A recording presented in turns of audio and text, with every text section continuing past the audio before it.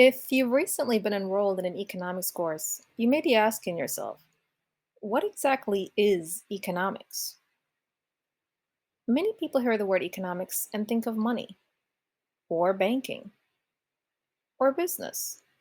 While these may be important concepts within the study of economics, it doesn't give us a clear idea of what the subject is all about. Today, we'll define the study of economics and gain an understanding of how economics is studied. Let's begin. Everyone is faced with making decisions every day. What time should you wake up in the morning? What is the best way to get to school or work? Or what should you eat for lunch?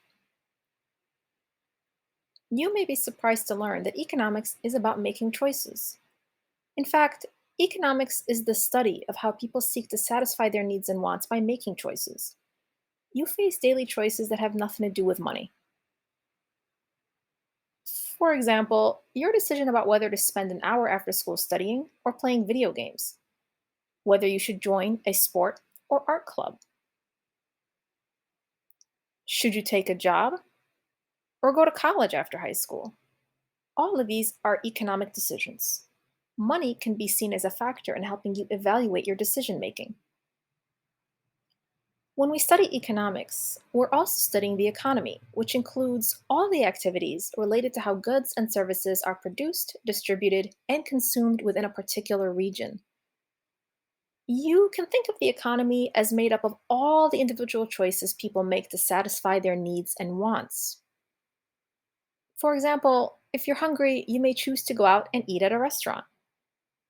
In turn, the owner of that restaurant may use the money they make to buy groceries for their families.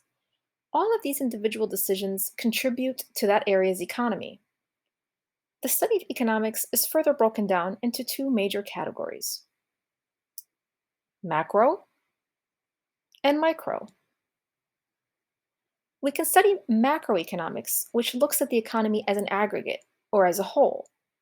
This takes into account the big picture of communities, nations, and global decision making.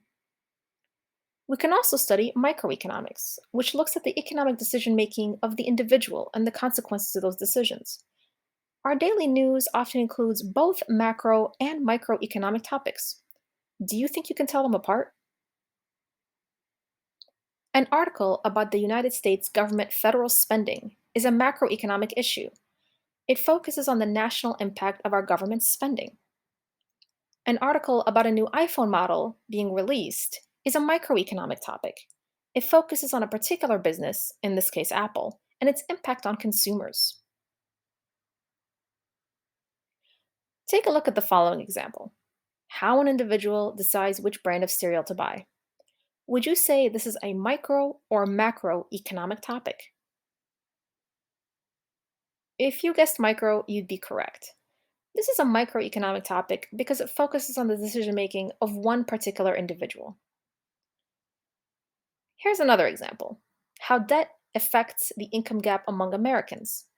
Would you say this is a macro or microeconomic topic? Let me know what you think in the comments below. This is Ms. Zora. Thank you for learning with me today.